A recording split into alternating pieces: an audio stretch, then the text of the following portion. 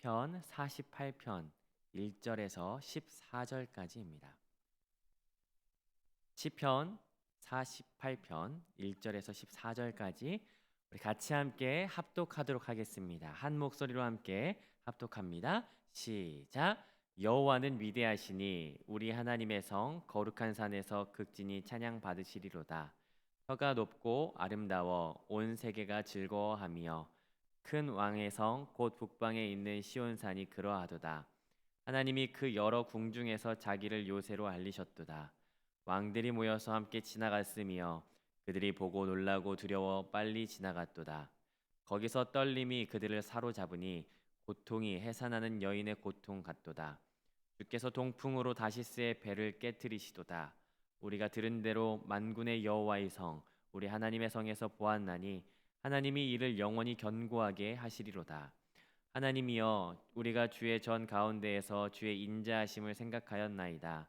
하나님이여 주의 이름과 같이 찬송도 땅끝까지 미쳤으며 주의 오른손에는 정의가 충만하였나이다. 주의 심판으로 말미암아 시온산은 기뻐하고 유다의 딸들은 즐거워할지어다. 너희는 시온을 돌면서 그곳을 둘러보고 그 망대들을 세어보라. 그의 성벽을 자세히 보고 그의 궁전을 살펴서 후대에 전하라. 이 하나님은 영원히 우리 하나님이시니 그가 우리를 죽을 때까지 인도하시리로다. 아멘. 같이 함께 개인적으로 말씀을 묵상하는 시간을 갖도록 하겠습니다. 함께 말씀을 살펴보도록 하겠습니다. 개인적인 이야기로 먼저 좀 시작을 해보자면요. 저희 첫째가 내일 모레면 이제 학교에 갑니다. 여러분들 다 경험하셔서 아시겠지만 기분이 좀 이상하더라고요. 생각보다 애 같은데 이제 스스로 뭘 해보려는 게 좀 낯설기도 합니다. 그제는 혼자 이제 이불을 깔고 뭐 이불을 개고 뭐 설거지도 해보겠다고 막 이렇게 그러는데 좀 뭐랄까 그 모습을 보면서 아 이제는 내 보호에서 떠날 날이 곧 오겠구나. 독립할 날이 오겠구나. 뭐 이런 생각을 해봤습니다. 뭐 여러분들 앞에서는 참 귀여운 생각이겠지만 그런 생각을 해봤는데 그러다가 하나님께서 나를 언제까지 인도하실까라는 생각을 해보게 됐습니다. 혹시 이런 질문을 혹시 가져보신 적 있으십니까? 낙심될 때나 아니면 절망될 때 앞이 보이지 않을 때 하나님 안 계신 건 아닌가라고 하는 그런 생각을 할 수 있죠. 하나님께서 언제까지 과연 내 길을 인도하시는 것이긴 할까? 뭐 이런 의구심이 들 때가 있습니다. 여러분 그렇다면 제가 여러분에게 한번 질문 드려보겠습니다. 하나님께서 우리를 언제까지 인도해 주실까요? 오늘 시편이 그것을 말하고 있어요. 48편이 그에 대한 대답을 해주는데요. 마지막 절 한번 보시겠습니까? 14절 같이 한번 읽어보겠습니다. 시작. 이 하나님은 영원히 우리 하나님이시니 그가 우리를 죽을 때까지 인도하시리로다. 아멘. 언제까지 인도하신다고요? 죽을 때까지 인도하신답니다. 사실은 죽을 때까지만 아니고 죽음 이후에도 사실 하나님께서는 우리를 그의 나라로 인도하시죠. 여러분께 이런 믿음이 있으십니까? 하나님께서 우리를 인도하신다라고 하는 그런 믿음 말이죠. 오늘 시편 48편이 그것을 결론으로 맺고 있고 결국에는 그것을 대답해주고 있어요. 그런데 주된 내용은 하나님이 어떤 분이신지에 대한 내용이거든요. 오늘 그것을 한번 같이 살펴보도록 하겠습니다. 오늘 이 시편 읽어보셔서 아시겠지만 이 가사, 그러니까 이 시편이 어떤 한 찬양의 그 가사의 그 본문이 되죠. 크신 주께 영광 돌리세 하나님의 성에서 네 그런 찬양 터가 높고 아름다워 기억나시죠? 저만 아는 거 아니죠? 그 내용의 본문이 되는 그런 찬양입니다. 오늘 이 본문은 내용에 따라서 한 네 단락으로 나눌 수 있을 것 같습니다. 먼저 1절 3절까지 찬양받기에 합당하신 하나님, 그리고 4절부터 8절까지는 안전하게 하신 하나님, 9절부터 11절까지 다스리시는 하나님, 이렇게 세 번의 하나님이 어떤 분이신지에 대해서 이야기하고 있고요. 12절부터 14절까지는 결론 부분으로 그 하나님 바라보자라고 하는 그 내용을 우리가 살펴볼 수 있을 것입니다. 네 단락을 한번 살펴보는데 첫 번째 단락부터 한번 살펴보시겠습니다. 찬양받기에 합당하신 하나님, 그 하나님을 이야기하는데요. 1절 우리 같이 한번 읽어보겠습니다. 시작. 여호와는 위대하시니 우리 하나님의 성 거룩한 산에서 극진히 찬양받으시리로다. 하나님 어떤 분이십니까? 위대하신 분이다 라고 이야기하죠. 또 뒤에 가서는 극진히 찬양받을 분이시다 라고 해요. 위대하시다, 극진히라고 하는 표현은 이 최상급 표현입니다. 우리 어제도 같이 말씀 나눴지만 하나님은 지극히 높으신 분이세요. 가장 높으신 분이세요. 그 어느 누구와 비교할 수 없는 분이십니다. 그러하기에 하나님은 최고의 찬양을 받기에 합당하신 분이십니다. 하나님이 계신 곳을 시온이라고 말하고 있어요. 그런데 어떤 시온이라고 하는 장소가 어느 곳, 뭐 지금 이 지구상에 어디에 있냐, 뭐 이러한 것을 말하기보다는요. 사실은 하나님이 계시기 때문에 시온이 되는 거거든요. 그렇기 때문에 하나님이 계시다, 하나님이 계신 곳이라고 하는 것에 대해서 더 주목을 해봐야 될 것입니다. 하나님이 계신 곳, 그곳이 시온인 것이죠. 그러면 하나님이 계신 곳은 어떠한 특징을 가지고 있을까요? 2절부터 보면 그 세 가지 특징을 가지고 있어요. 첫 번째는 2절 같이 한번 읽어보겠습니다. 2절 함께 읽습니다. 시작. 터가 높고 아름다워 온 세계가 즐거워하며 큰 왕의 성 곧 북방에 있는 시온산이 그러하도다. 첫 번째 특징은 뭡니까? 높고 아름다워요. 높다라고 하는 말은 어떤 봉우리라고 하는 말로 바꿔서 이야기할 수 있을 것 같은데요. 높게 솟은 봉우리. 그런데 가장 아름다운 높게 솟은 봉우리를 말하는 거죠. 안전하고 아름다운 어떤 그런 의미를 가지고 있습니다. 두 번째는 어떤 특징이 가지고 있습니까? 온 세계가 즐거워한다라고 2절에서 계속 이야기해요. 온 땅의 기쁨이 된다는 거예요. 그러니까 달리 말하면 온 세상을 축복하는 어떤 원천, 시작이 된다. 기쁨의 동산, 에덴이라고 하는 의미가 이 안에 아마 내포되어 있는 것 같습니다. 세 번째는 3절에 나타나요. 3절 같이 한번 읽어보겠습니다. 시작. 하나님이 그 여러 궁 중에서 자기를 요새로 알리셨도다. 하나님이 계신 그곳은 뭡니까? 요새라고 이야기해요. 엊그제 시편 46편에서 핵심이 되는 단어와 요새라고 하는 단어는 동일한 단어거든요. 기억해보면 46편에서 핵심이 됐던 단어는 피난처라고 했던 단어였어요. 하나님은 하나님이 계신 그곳은 피난처가 되세요. 안전해요. 자기를 찾는 모든 이들을 보호하실 수 있는 은신처가 된다라고 하는 사실이죠. 그래서 하나님은 마땅히 찬양받을 분이시라는 거예요. 크고 위대하시기 때문에. 그리고 하나님의 그 계신 그곳 자체가 높고 아름다운 곳, 다른 어떤 곳과의 아름다움과 견줄 수가 없는 그 아름다움, 그리고 축복이 시작되는 원천이고 기쁨이 넘치는 기쁨의 장소인 거예요. 그리고 그분이 계신 곳이야말로 안전한 피난처가 되시기 때문에 하나님은 찬송받으시기에 합당하신 분이시라는 거죠. 하나님이 계신 곳이 왜 피난처가 되는지 아십니까? 왜 안전한지 아십니까? 그것은 두 번째 단락과 세 번째 단락에서 조금 더 확장시켜서 설명을 하는데요. 두 번째 단락 4절을 같이 한번 읽어보겠습니다. 4절 함께 읽습니다. 시작. 왕들이 모여서 함께 지나갔으며. 4절에서 모이다라고 하는 말은 누군가랑 싸우기 위해서 결집한다라고 하는 뜻이에요. 그리고 지나갔다라고 하는 것은 진군하다 또는 굉장히 공격을 하기 위해서 맹렬하게 앞서 나가는, 달려나가는 그런 의미를 가지고 있습니다. 싸우기 위해서 결집했어요. 그리고 진군합니다. 그 결과가 어떻게 됐을까요? 5절인데요. 5절 같이 한번 읽어보겠습니다. 시작. 그들이 보고 놀라고 두려워 빨리 지나갔도다. 지나갔다라고 결론을 맺고 있는데요. 지나갔다는 말은 신속하게 도망갔다라고 하는 의미입니다. 결론이 뭐였어요? 그들이 결집하고 진군했는데 결론이 도망갔어요. 왜 도망갔을까요? 5절 상반절에 등장하는데요. 보고 놀랐어요. 그리고 두려웠어요. 어떤 목적으로 진군했는지는 알 수 없어요. 그런데 당당하게 진군했죠. 피난처로 피했던 이 시인인지 아니면 어떤 사람을 잡으러 온 건지 아니면 하나님과 대적하여 싸우러 왔는지 알 수는 없지만 그러나 그들은 하나님을 보고 놀랐고 두려움에 떨었습니다. 특별히 두려움에 떨었다라고 한 것은 혼비백산했다, 기겁을 했다라고 하는 것을 의미하죠. 그들이 두려워했던 게 얼마나 두려워했던지 6절에서는 어떻게 표현하냐면요. 해산하는 여인의 고통같이 두려워했다라고 이야기해요. 저는 저희 아이 셋 출산할 때 제가 분만실에 다 들어갔거든요.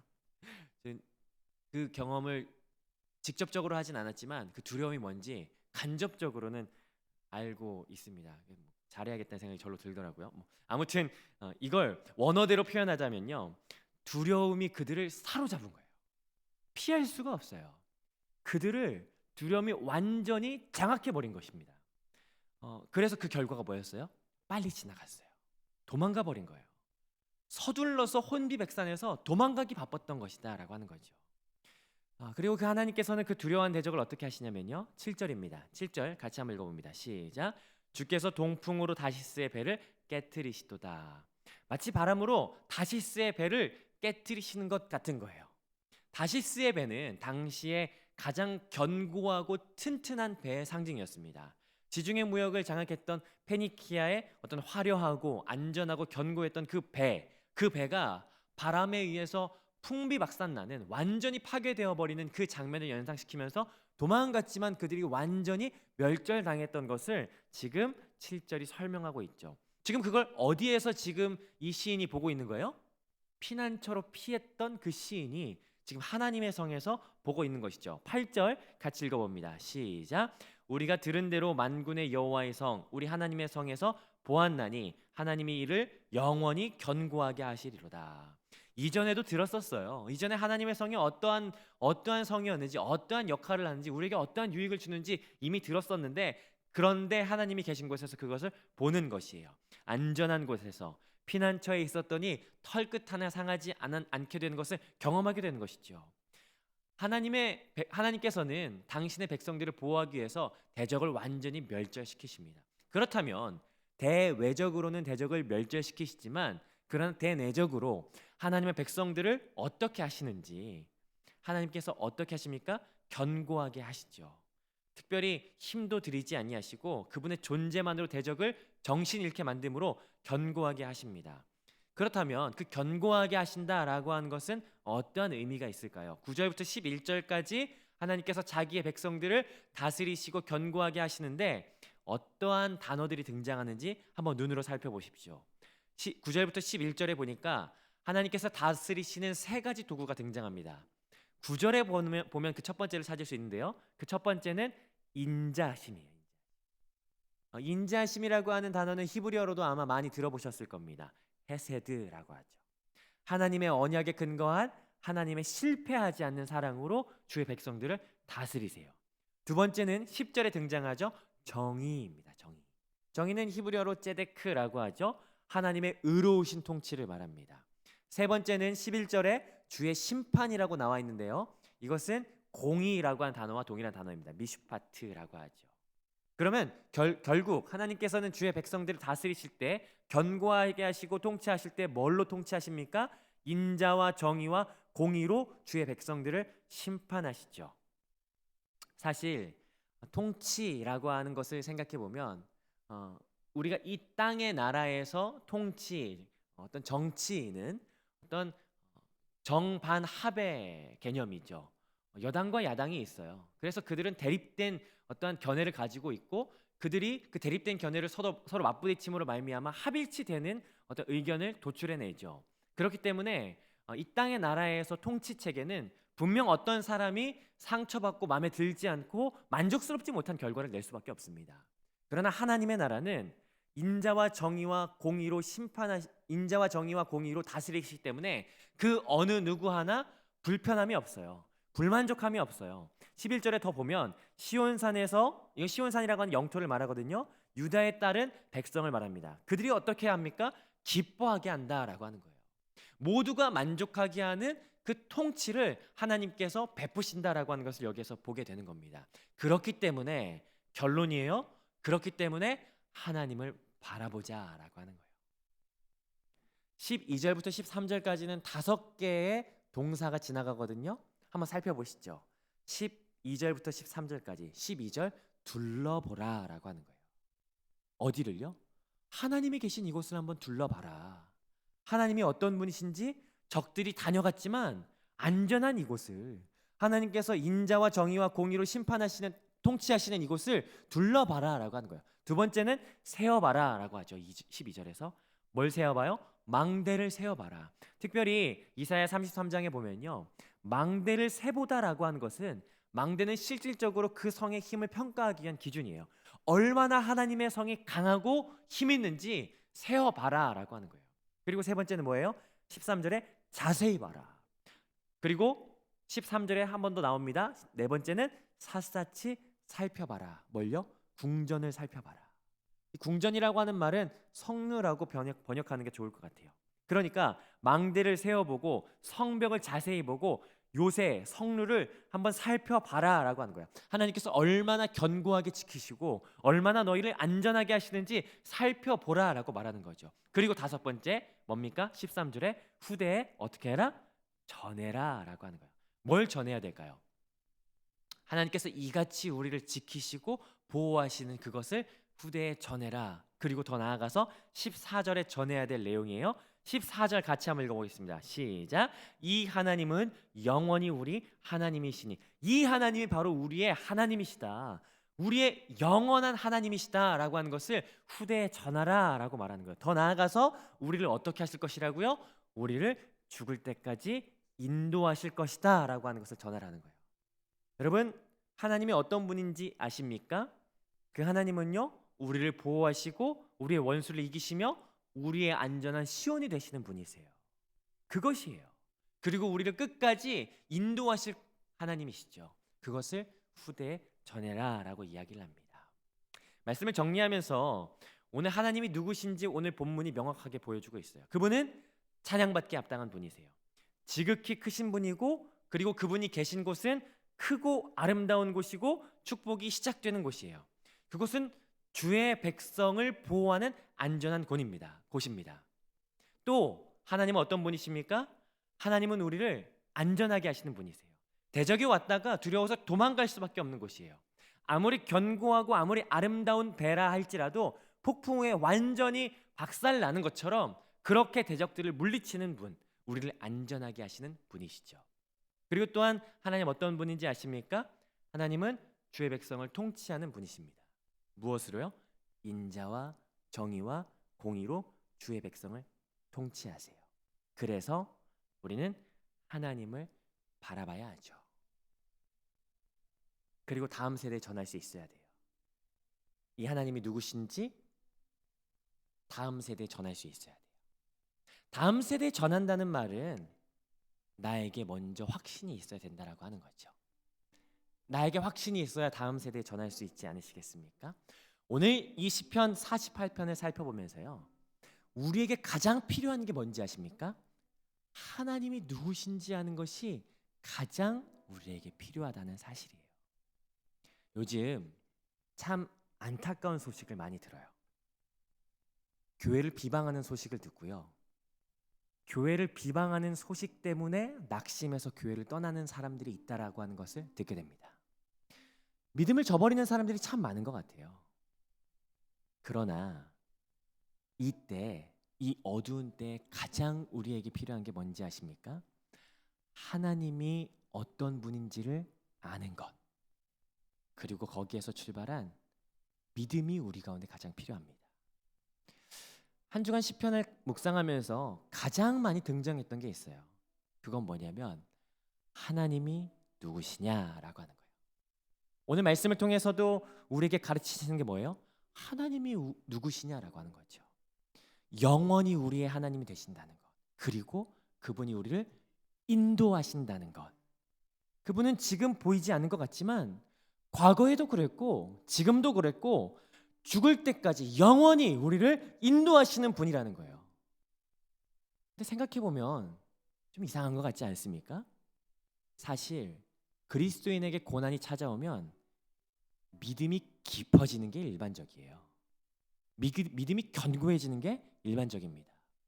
그런데 지금 고난이 찾아왔는데요, 믿음이 깊어지는 사람이 물론 있어요.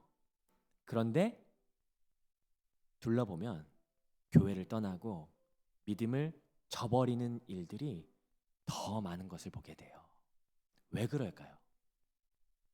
쉽게 답을 찾을 수 있죠. 그건 지금까지 우리가 하나님을 믿고 있던 것이 하나님이 누구신가 여기에서 출발하고 여기에 기반한 믿음이 아니라, 뭐 이를테면 말씀을 잘못 해석한 건데 믿는 자에게는 능치 못함이 없다라고 하는 어떤 믿음 이후의 어떤 결과물에만 주목했던 것이 아닌가 싶어요.